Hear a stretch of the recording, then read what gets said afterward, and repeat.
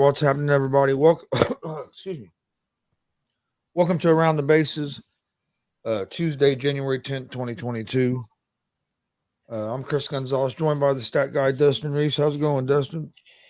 Chris, it's going well. It's going well. Baseball is right around the corner. College baseball starts in about 3 weeks, followed by spring training, followed by everything else.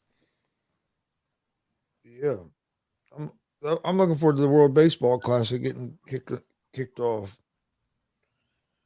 Oh, I don't know why I can't figure out which button I'm trying to press here. Everything all messed up.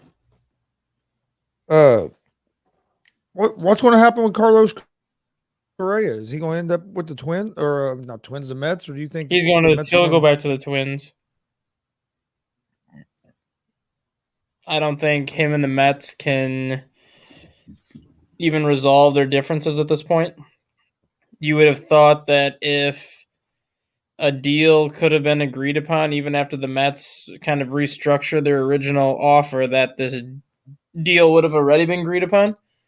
So the fact that neither side is willing to budge at this point, the Mets countered with, I think it was like an 8-year 250 or 260 offer, which still a great offer, but obviously Correa wants more because he originally got more, but the Mets aren't willing to budge on that. And then you have the other side of the spectrum too, where Correa doesn't want to budge on that 12-year deal. I mean, he got what he got, and now he thinks that's what he's worth, but when your medical history is not being checked out by two teams, you don't really have a foot to stand on. So at this point, I think Correa is pretty much going to have to take what he gets, and I think he ends up going to Minnesota because I think that's really the only team that will come close to giving him what he wants.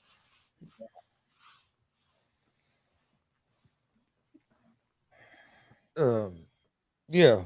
Um, And I wonder if some of it's not his agent. I wonder if some of it's not his agent saying, "Hey, stand your ground. At the very worst, we'll file a grievance," because he's already mentioned about filing a grievance. Whether or not he has merit to file a grievance where they could win it or not, that's a different story. But you think maybe that this could be some of his agent as well? I mean, it is Scott Boras, so anytime something like this happens, you immediately point the finger at Boras. So yes, I do think that is part of it. And I do think, regardless what happens, I think Scott Boras is going to try and file a grievance.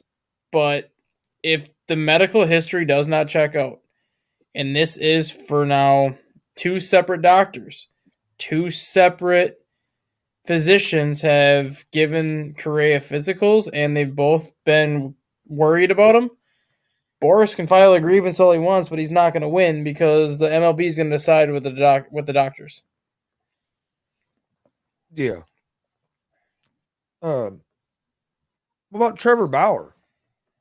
You think he ends up somewhere this season? I think he ends up somewhere. I just don't know where because you're probably going to be able to get him at. You're going to be able to get him a lot cheaper than what his price used to be before all this happened. That is a very tricky question, and it's not about Bauer being a good pitcher because even though he hasn't pitched in almost 3 years, I think he still is going to have enough left in the tank to be a legitimate ace. The problem now becomes what franchise actually wants to take him on. And his release with the Dodgers, I think, surprised a lot of people. But when you look at it, the Dodgers ownership group wanted to keep him because they know how valuable he is. But the problem was none of the Dodger coaches or none of the Dodger players in that same clubhouse wanted Bauer back.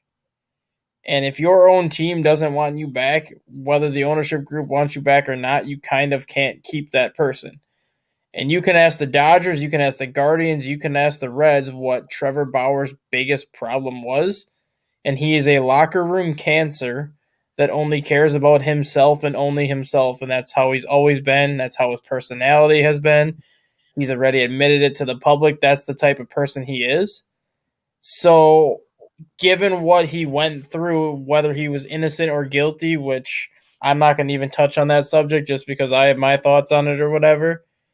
I don't see a team willing to take him on knowing his history in the locker room. That's just not good team morale. And you put this dark cloud over him with his past experiences in the locker room, it's just going to make that situation a very tricky situation.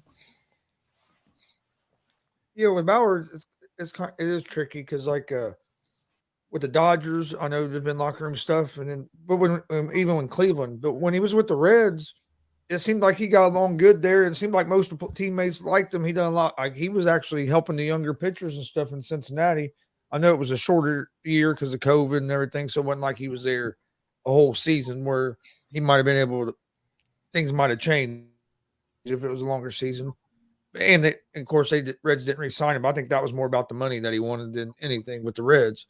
But yeah, I think somebody will end up giving him a chance, but it's going to be on a.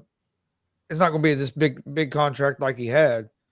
And like you said, I still think he has something left. I mean, last time we saw him pitch, he was pitching at a Cy Young level before all this stuff happened.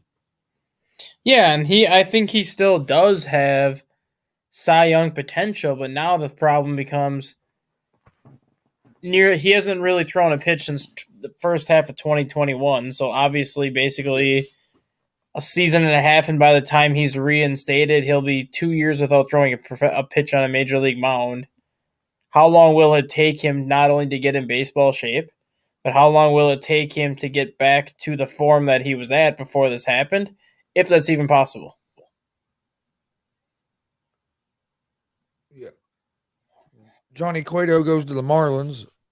I was hoping he was going to end up with the Reds. There'd been a lot of talk about the Reds was going to try to sign him. I thought it'd be a good deal for the Reds to get him back to help with the younger pitchers, but uh, signs a 1 year deal with the Marlins for what 8.5 million. He's Cueto's 36. I knew he wasn't going to get a long term deal, but I mean, even at 36 years old, he's been. I mean, he didn't have his greatest year last year, but he's still been pretty effective. Yeah, and the thing that's actually a very sneaky move by the Marlins because Johnny Cueto is the exact opposite of what the rest of that Marlins staff is. The four pitchers in that Marlins staff all throw 95 to 98 consistently, with Sandy Alcantara even touching 100. And then you bring in a guy like Johnny Cueto who sits at 91, 92. In essence, it kind of works out as like a matchup nightmare because whoever those Marlins are going to be facing, the teams are going to be used to all these flame throwing pitchers in the rotation, and you throw Johnny Cueto out there, it's going to really offset their timing. And Johnny Cueto is not one of those pitchers that has the same windup every time. He No. changes his windup almost on every pitch. So not only are you offsetting a hitter's timing by throwing 8 to 10 miles per hour slower than the rest of that rotation, but now you're mixing in all the different windups and all the different release points that he brings to the table. So teams are going to struggle when they face the Marlins, I think, this year. And I mean, offensively, I don't think the Marlins are going to be great. I don't think the Marlins are going to be a playoff team. But having a staff like that is going to keep them in games. And we have seen it in the playoffs that pitching wins championships, pitching can win games. So if the Marlins can even get any sort of consistent hitting, not obviously scoring 5, 6 runs a game, but if they can consistently put up 3 to 4 runs a game, they're going to be a team that's right around 500 just because of that pitching staff. Yeah. Yeah, and Cueto's great at mixing up his windup and his timing and all that. You're right. What about Luke Jackson going to the Giants? Do you think this is a good pickup by the Giants, getting the 31-year-old? He missed the entire the 2022 season undergoing Tommy John surgery. We've seen a lot of pitchers come back better from Tommy John surgery, and I mean, really, didn't get him at a bad price. He got 11.5 million for 2 years. So I think it's a great move by the Giants, and I think this is kind of going to be that first signing that really tips the iceberg on the relief market. You saw the starting pitching market get really hot and heavy once some of those pitchers went off the board, but the relief market has been very quiet. You've seen some of the relief pitchers get taken early, but there's still a large chunk of relief pitchers like Matt Moore, Andrew Chafin, Michael Fulmer, Brad Hand, Will Smith, and a lot of these high quality relievers that are still left sitting in the free agent class. I think this Luke Jackson signing is going to be that tipping of the iceberg where now you're going to start to see the relief market start to pick up a little bit.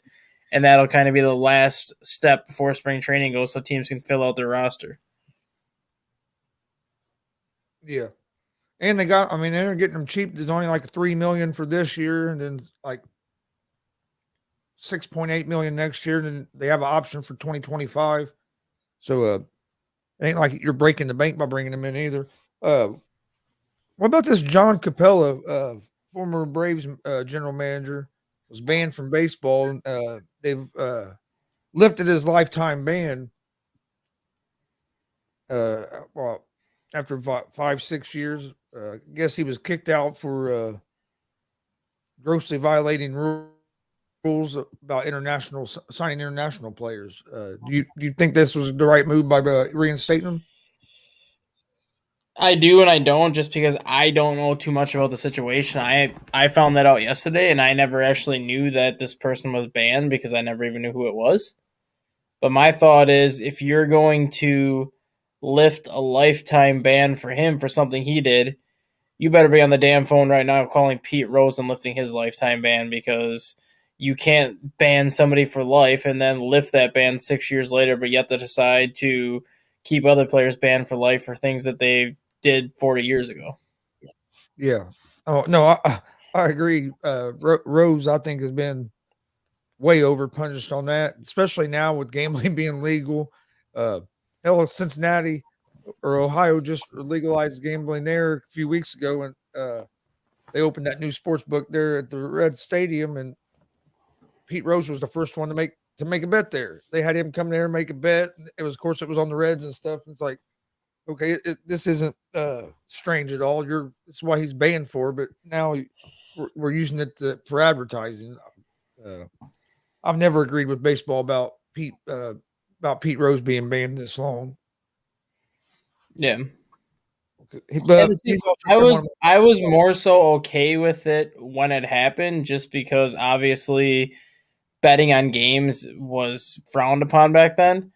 But now you look at all these other baseball clubs that are opening like Caesar sports books in their own stadiums or like around the stadium because betting is allowed now and betting is being promoted basically by everything, whether it's DraftKings, whether it's all these fantasy networks that are promoting betting. If you're promoting betting now and are allowing betting to happen, you can't keep somebody banned for life that did something that you're actually promoting now. You have to lift that ban because you're literally keeping a guy out that, yes, he did something that was technically frowned upon at the time, but it's not frowned upon anymore. So, what sort of example are you setting?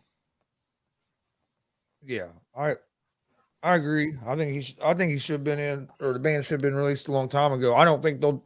I think they'll let him in, but I think it'll be after he passes away. I just for some reason I think baseball just isn't going to let him have that satisfaction knowing he's in there. Which if I'm Pete Rose's family, I think I tell baseball go kick a rock if they come wanting to put him in the Hall of Fame after he passes away. Right? Uh, AJ Pollock agrees to a 1 year, $7 million deal with the Mariners. Uh, you think this was a good pickup for the Mariners for the I Mariners to keep? I don't know where he's gonna play. I mean, you have Julio Rodriguez in the outfield over there. You have the only person that I can think of is replacing Mitch Haniger because I believe Mitch Haniger went to San Francisco, but he's not a Mitch Haniger. He's 35 going on 36. He's on the back end of his career. It's a 1 year deal, so the Mariners aren't going to be tied into it long term, but he's not the player that he was 4 or 5 years ago. He's not really going to make a difference on a team that was a playoff team last year that obviously has bigger goals in mind this season. And with the pitching staff they have with Robbie Ray, Luis Castillo, and Logan Gilbert as their top three, they have as good a top three as any team in the American League right now. Signing a guy like Pollock, I understand bringing him in for like the veteran presence type of thing because he's been in the league now 12, 13 years, but you're not going to get much offense. You're not going to get any type of production out of him. So I don't really understand that signing at all unless it was more of just having a veteran guy in the clubhouse.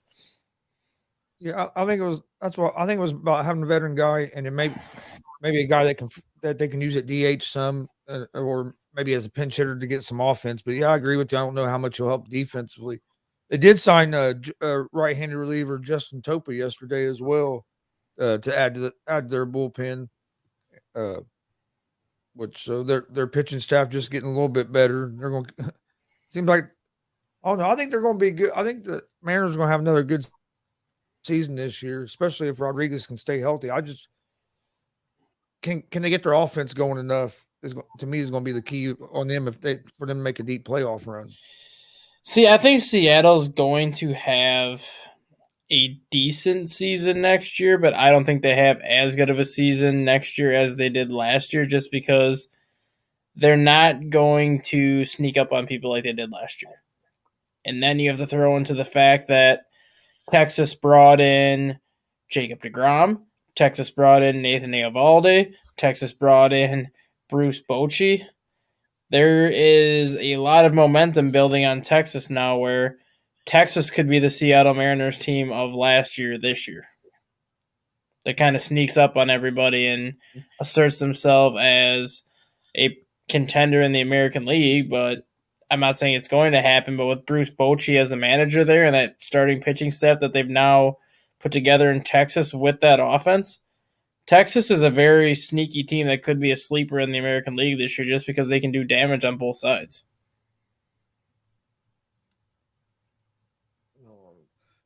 How do you think the new rules that they've implemented to start this year? Do you think we're going to see a big change, or that they're going to be big, like affect the game a lot this year?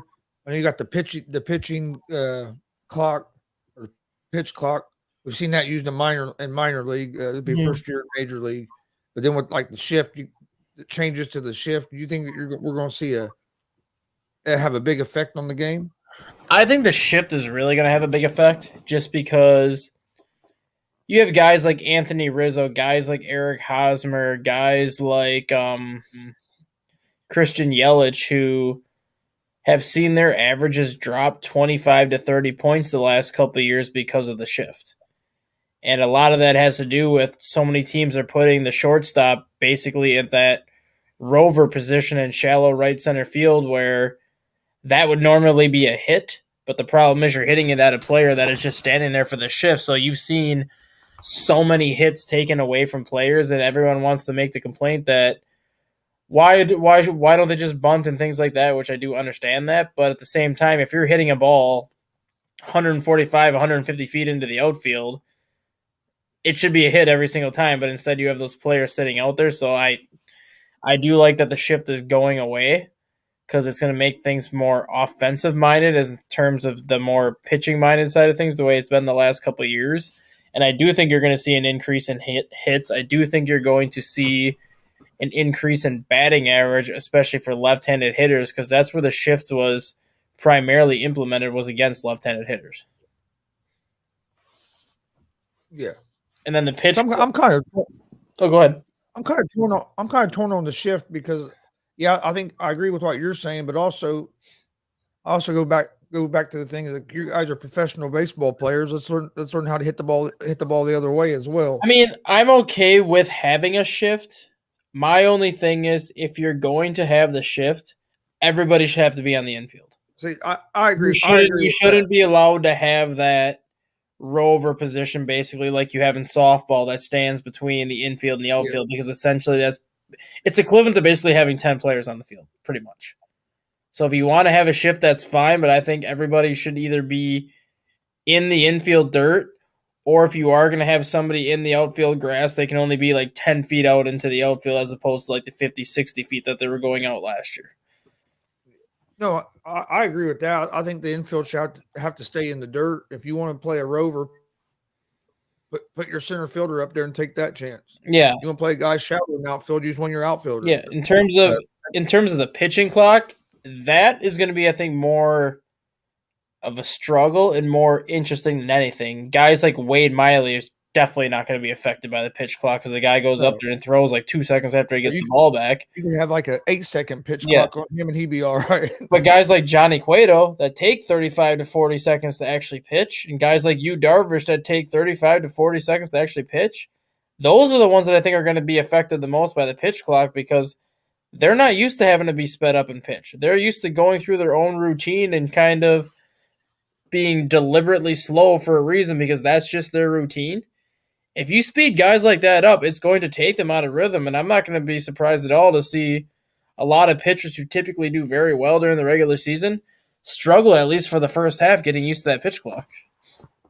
And honestly, how much does the pitch clock really speed, or how much time does that pitch clock really take off the game, like a whole game? Is it going to be worth it in the Major League Baseball? Is it going to speed it up enough to affect the game? See, that's the thing too.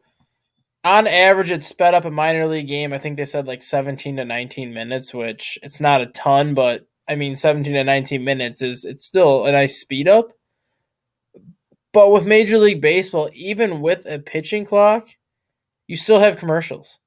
You still have all these other things to take into account that minor league baseball doesn't have. Minor league baseball doesn't have commercials. They have the break between innings that lasts like 90 seconds to 2 minutes for the players to warm up, but that's about it. So even if you want to speed the game up by putting this pitch clock in, commercials are still going to affect the time of that game. I mean, games will probably still be shorter, but if a game is shorter by 5 to 8 minutes, what's the reason to put in a pitch clock? Because you're really not doing much at that point.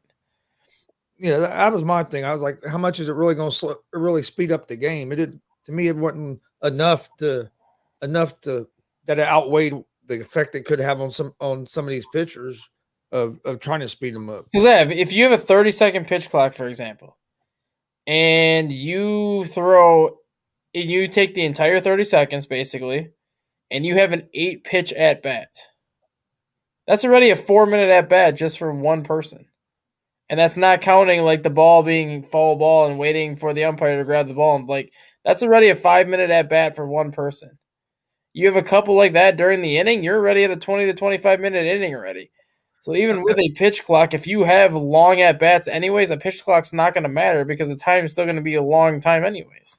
And what about this? What if, let's say you got the pitch clock, the pitch clock is getting close to run out, and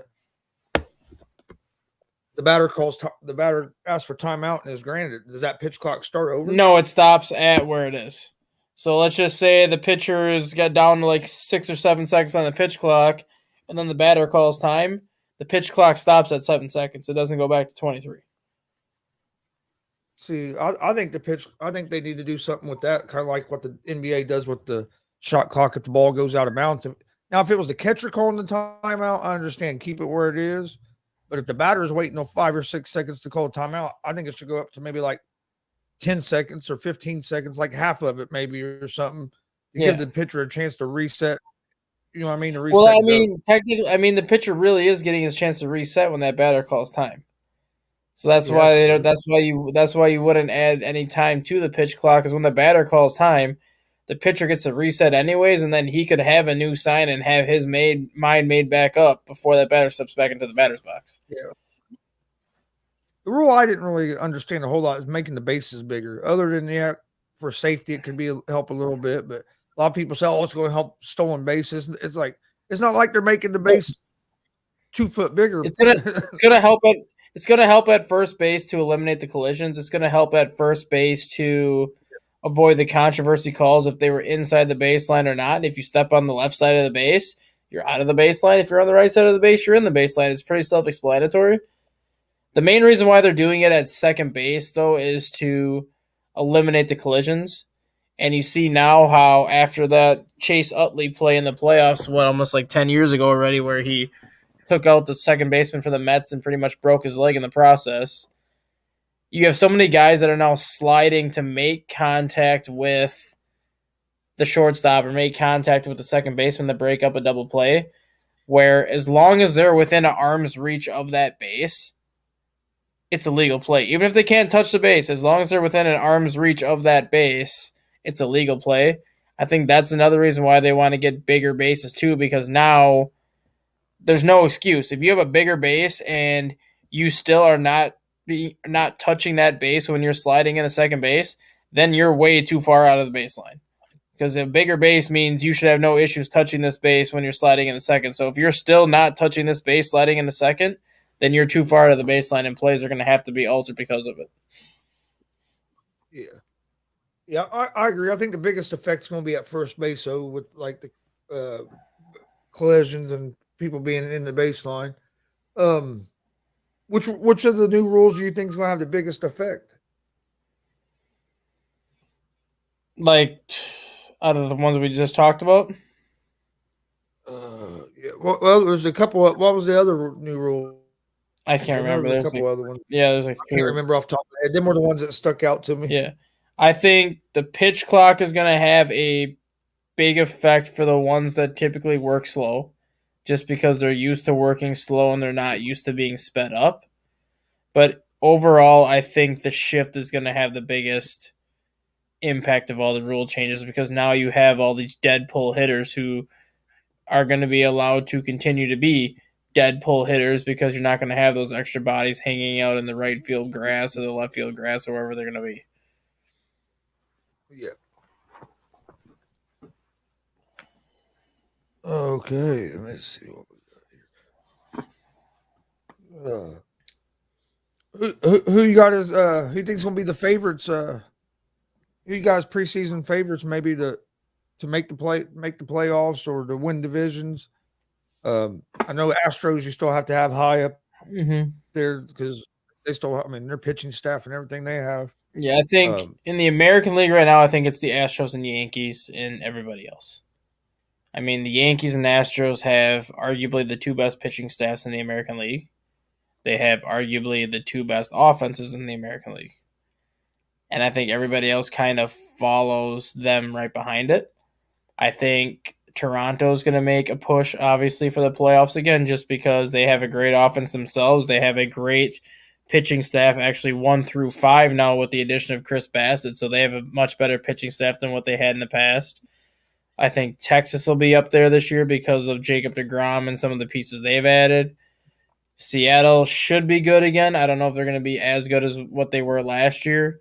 Same thing with Tampa Bay. I think Tampa Bay will be good. I just don't think they'll be as good as last year. And then you have the AL Central where you have Cleveland, you have the White Sox, possibly, if they can stay healthy. I mean, they're a very talented team. They just couldn't stay healthy last year. And then you have everybody else in the AL Central. So I think the American League is pretty much a 2 team race, possibly a 3 team race if Toronto's pitching can hold up, which was kind of their downfall last year. But if you look at the National League, I think the National League right now is a 5 or 6 team race, honestly. I think you have all 3 teams in the NL East that made the playoffs last year, the Braves, the Mets, and the Phillies. I think all 3 teams are going to make the playoffs again. I think you can make an argument for either one of those teams to be the division champion. I mean, you have the Phillies signing Trey Turner, signing Taijuan Walker, making the World Series last year. I mean, obviously they're going to be considered the favorites. The Mets bringing in Justin Verlander to replace Jacob DeGrom, bringing in Kodai Senga to replace Chris Bassett, bringing in potentially Carlos Correa if everything checks out. That's going to help that team dramatically. And then you have the Braves trading for Sean Murphy, extending Sean Murphy, adding all these other pieces, still have all the young pitchers and everything that go with it. I mean, the NL East is just absolutely stacked. And then you look at the NL West, I think the Padres have to be considered the favorites in the NL West. They brought in Xander Bogaerts. They're getting Fernando Tatis back. They made the NLCS last year. They have most of their pieces back from last year. And then you look at the Dodgers. They haven't done anything in free agency really. They added JD Martinez, but they've lost more than they added. So I don't think you can put them as the favorites to in that division. I think you can pretty much guarantee they're going to make the playoffs, but I don't think you can put them as the division favorites over the Padres right now. And then the NL Central, I think it's the Cardinals' division to lose. Granted, they really haven't done much in free agency this year, but they haven't needed to just because a lot of the pieces they count on are still considered prospects or are still on their entry level contracts where you really don't have to spend a lot on those contracts. But then the rest of the NL Central, I mean, the Reds and Pirates are so far gone right now, it's not going to matter. But the Brewers and Cubs, I think, are going to battle it out for second place. The Brewers have a great pitching staff, but they really haven't done anything to address any of their needs in free agency. And then the Cubs actually were the only team in that division that tried to improve their roster top to bottom, and I think they're going to be a much improved team. But when you have the Mets, the Phillies, the Braves, the Padres, and the Dodgers, I think all 5 of those teams have 100 win potential. If you have 5 teams in the National League that have the potential to win 100 games, it's going to make things very exciting. Like I said, I think the American League, it's really a 2-team race for the World Series. Like in the National League, I think it's a 5-team race right now with those 5 teams all with the possibility of winning 100 games. Yeah. Why do you think the Chargers? Damn it! I'm thinking of football. Dodgers. Why do you think the Dodgers haven't? Why they didn't make more moves this off season? Do you think they're trying to get under maybe the luxury tax, not wanting to spend as much I money? mean, Or I don't think they give 2 shits about the luxury tax, honestly, because they've that's never cared before. that's what I thought. I was just I wondering why they didn't think make moves. I think there's 2 parts to it. I think they're putting all their chips on the table to try and get Shohei next year. So I don't think they want to tie up too many high contracts this year. I don't think they want to tie up too many positions that could potentially ruin their chances to get Shohei. So I think they're putting all their ducks in a row to go after Shohei Ohtani next year. And if they don't get him, then you'll see them start spending again and doing whatever that has to do to win. But the other thing that I think they finally started to realize was just because you spend $200 million in offseason on your team Doesn't mean doesn't mean you're going to win a championship. And you look at the teams that have recently won the World Series. The Houston Astros last year. A lot of that team was drafted. A lot of that team was extended. A lot of that team has been together for 5-6 years. When the Braves won the World Series the year before that, most of that team was homegrown talent that was drafted that was extended at a very discounted rate because they extended them a lot earlier than what most teams do. And then they made a trade to get Matt Olson to replace Freddie Freeman. And then you go to the Washington Nationals, the year the Washington Nationals won the World Series. Most of their offense was homegrown talent that they extended. A lot of their pitching staff was obviously trades they made and free agent signings they made, but a lot of the recent World Series winning teams have not been teams that have bought in a title. They've been teams that have their rosters filled with homegrown talent, rosters where they've been able to extend a lot of their homegrown talent, but yet they've also been able to make the free agent moves that they've had to make. They just haven't had to spend at the rate that the Dodgers have had to spend. Yeah, here recently, a lot of the teams that won the World Series, most of the free agency moves have been like you said, the pitching staff. Yeah. Because I mean, the Phillies last year's big free agent move was bringing in Kyle Schwarber, and obviously that benefited them a lot, especially in the playoffs. But now you look at what the Phillies did this free agency. They brought in Trey Turner. Basically, he's replacing Gene Segura, even though Trey Turner's a lot better than Gene Segura. But it's basically you lose one, you gain one. They brought in Taijuan Walker for the pitching staff. They've added bullpen help in Philadelphia. I mean, all these teams that were contending last year more so added one big piece on offense, but then shifted their focus to the starting pitching, and that's going to be huge for a lot of these teams this year because the Dodgers are not only losing pieces from their bullpen, but they're losing starters, they're losing offensive players, they're losing clubhouse leaders, and they're losing a lot of these pieces that were with them when they won their World Series in 2020.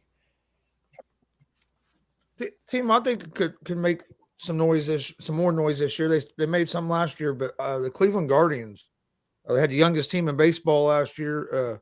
With them getting a little bit older, and I like the way most of their players are homegrown talent. I think they can have another good year. Yeah, the thing with the Guardians is they have so much pitching that they're always going to be in games because of their pitching, and they have offense going. And they have Terry Francona, one of the better managers in baseball. So they have those two things going for them. But they also play in arguably the worst division in baseball also. So even if their offense doesn't get going to the level they wanted to get to, it's probably still not going to matter because they can still win 90 games in that division because the rest of that division outside of the White Sox is not very good. Yeah.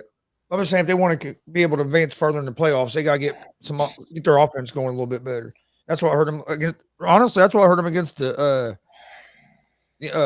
was it that? Yeah, no, it was the Yankees, wasn't it? Yeah. That's why I heard them against the Yankees. I mean, they played close games, but they just couldn't get enough offense, score enough runs. And I think they got good pitching staff. Yeah, and I think that's going to be an issue again this year because I don't think they have enough right now even in their farm system, really, to help them offensively. Stephen Kwan was huge for them last year, and he's going to be one of their leaders this year with Jose Ramirez. But that team is so dependent on pitching that they need to figure out what to do offensively. I'd have to look into their farm system to see if they have anybody close to coming up that could produce. But that could be a team, depending on where their financial situation is in 2024, that starts to hit the free agent marking for offense. What about this Yoshida that Boston picked up? Do you think he's going to be a big piece for them? I mean, he's going to have to be for what they paid for him. Well, But yeah, at least you hope so. Paying him I mean, 90. he's very similar to an Ichiro, a guy that is going to hit for a high average and not have a lot of power. But the key to his season is right field in Boston is not only 308 feet, but the fence is only 4 feet tall. So even if he doesn't have a lot of power, he could probably hit 25 to 30 home runs in Boston if he pulls those down the right field line. And he'll have a better season than what I think people expect him to have because of how short right field is in Boston. He'll be able to capitalize on that, but I expect him to hit in the leadoff role or at worst the number 2 hole of that lineup and kind of be the table setter for Rafael Devers and the table setter for Justin Turner and the rest of that lineup.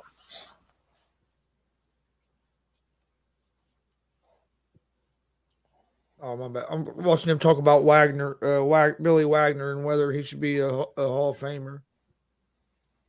They're showing his postseason career ERA of 10 something. And I'm thinking, well, if you go by the postseason, no, he's not. He's not going to be a Hall of Famer. Definitely not. No.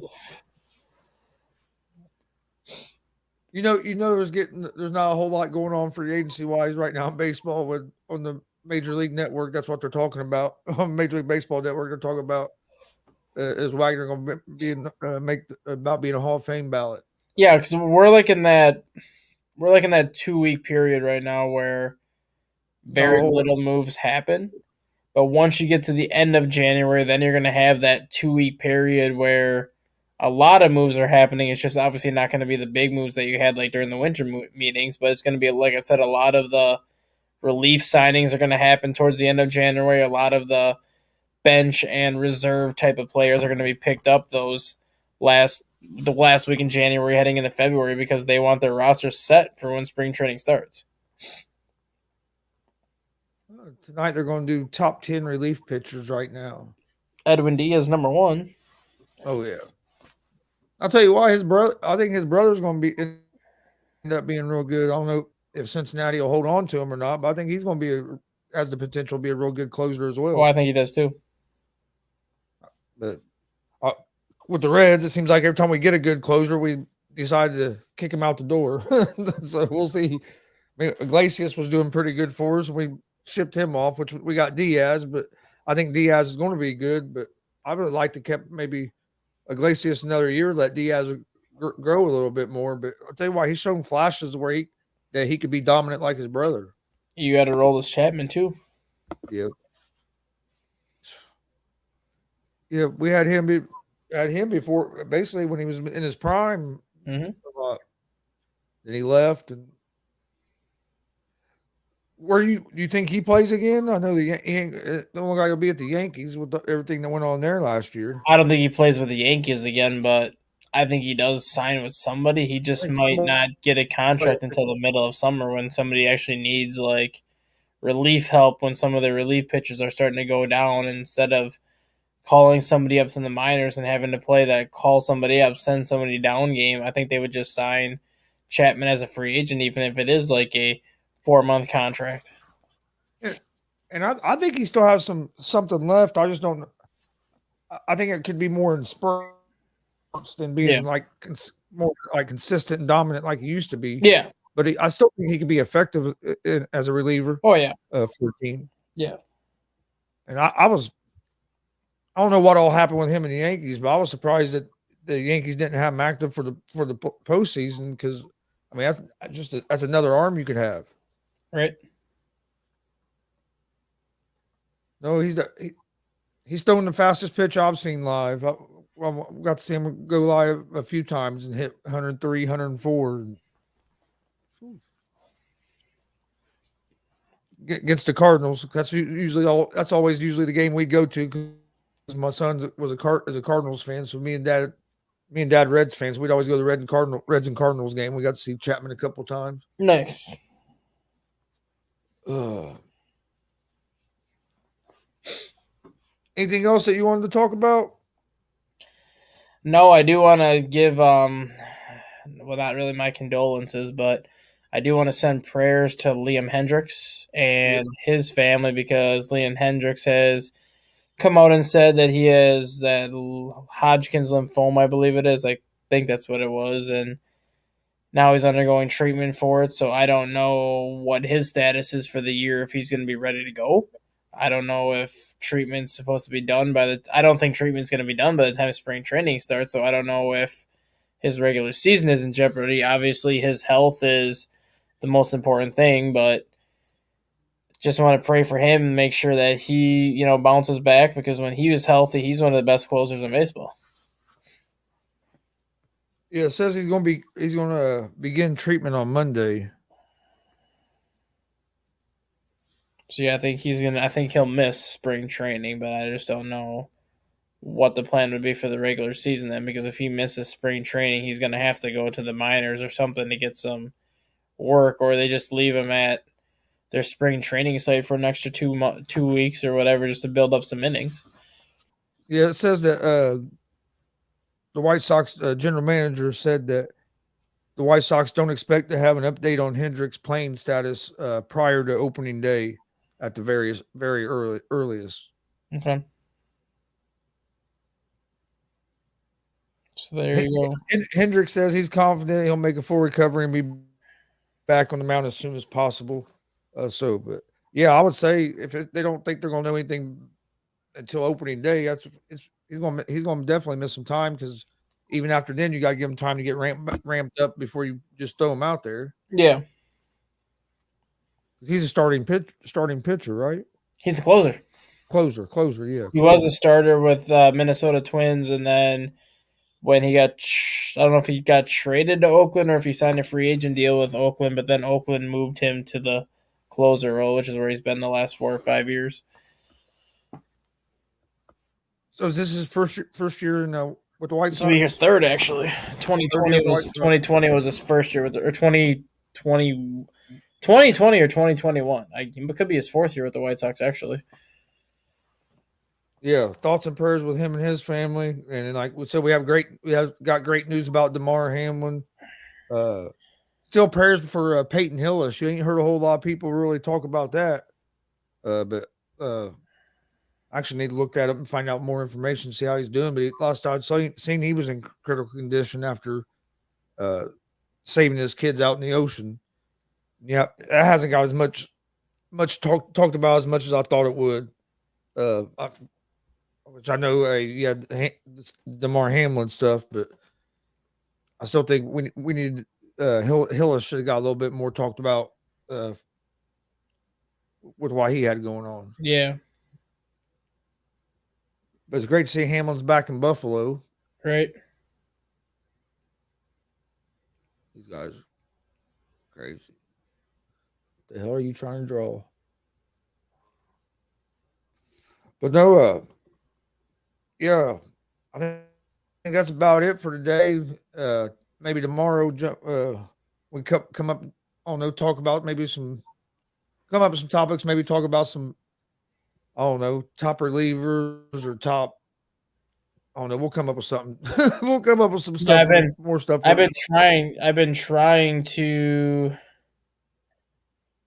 look at like the World Baseball Classic rosters to see if we can go through those, but I mean, there's really Not not all too much filled on out this. I yet. mean, you like when a player signs, you say, "Oh, the player's committed to Japan or the player's committed to US," but if you go to MLB.com and go to the World Baseball Classic section and you click on rosters, there's nothing like available to even look at, so you really have nothing to Here in a couple, go what do off you of. think? Probably a couple weeks. I'll have more out about it since Yeah, that starts what March or April, March 5th.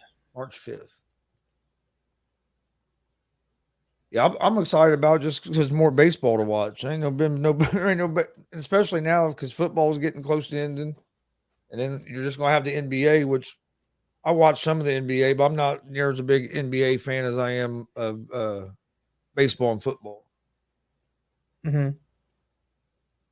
Now NBA playoffs, I pay a whole lot of attention to, but regular season, there's so many games in the NBA regular season now that a lot of teams don't. It feels like most of the teams don't take the regular season serious in the NBA. So I think they take it serious when you start getting into March. yeah, once you When get you later start in the getting to year, like those last 15, 20 games, by then teams pretty much know who's going to be in the playoffs or who's at least got a shot.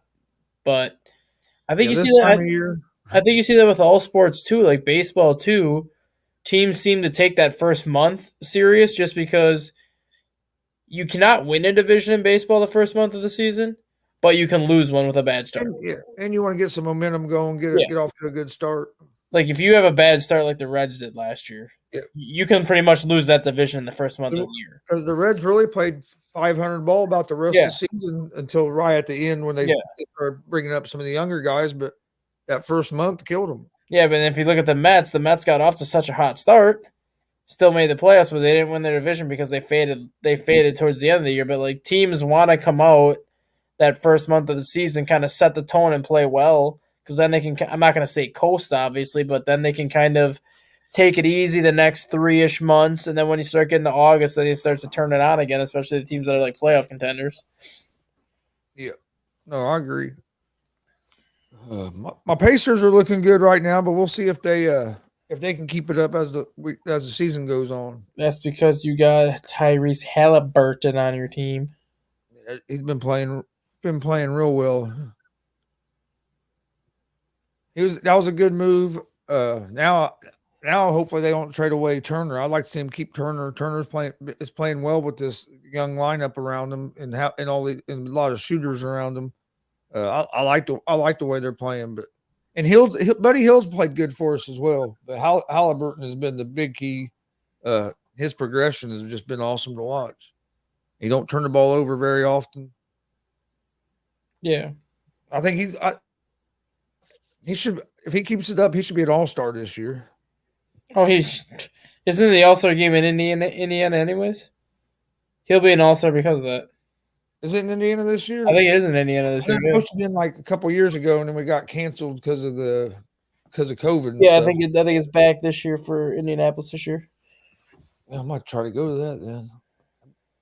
I was going to go. I was going to try to go a couple years ago, but then of course with COVID, you couldn't go nowhere. Yeah. So,